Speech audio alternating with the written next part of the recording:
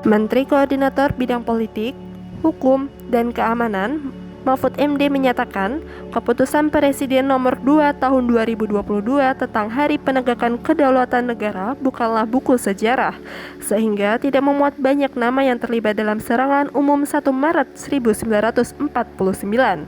Hal ini disampaikan Mahfud merespon kontroversi tidak tercantumnya nama Presiden Soeharto dalam Kepres tersebut.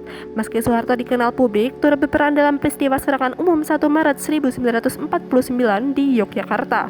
Ini adalah keputusan Presiden tentang titik krusial terjadinya peristiwa, yaitu hari yang sangat penting, kata Mahfud dalam keterangan video, Kamis, 3 Maret 2022.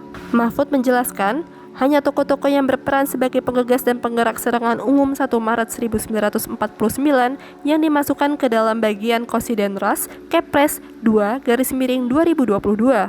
Nama-nama tersebut yaitu Presiden Soekarno, Wakil Presiden Muhammad Hatta, Menteri Pertahanan Sri Sultan Hamengkubuwono IX, dan Panglima Jenderal Besar Sudirman. Mahfud mengakui nama Soeharto memang tidak dicantumkan dalam Kepres tersebut, sama seperti nama tokoh-tokoh lainnya yang juga berperan dalam serangan umum 1 Maret 1949, misalnya Abdul Haris Nasution dan Wilyater Huta Galung.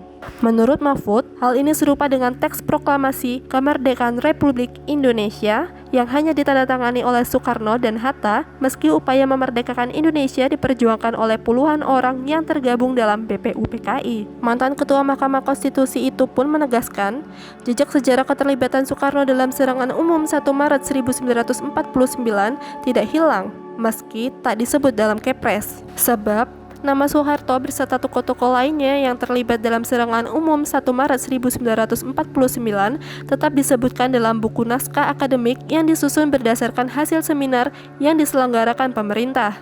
Jejak sejarahnya tidak hilang dan ditulis di dalam buku. Bahkan, pernah di satu halaman itu, nama Pak Harto ditulis 2 kali di halaman 51. Itu satu halaman saja ditulis dalam Soeharto 2 kali. Tidak hilang jejak sejarah, kata Mahfud. Diberitakan sebelumnya, keputusan Presiden nomor 2 tahun 2022 tentang Hari Penegakan Kedaulatan Negara menjadi sorotan karena tidak mencantumkan nama Presiden Soeharto.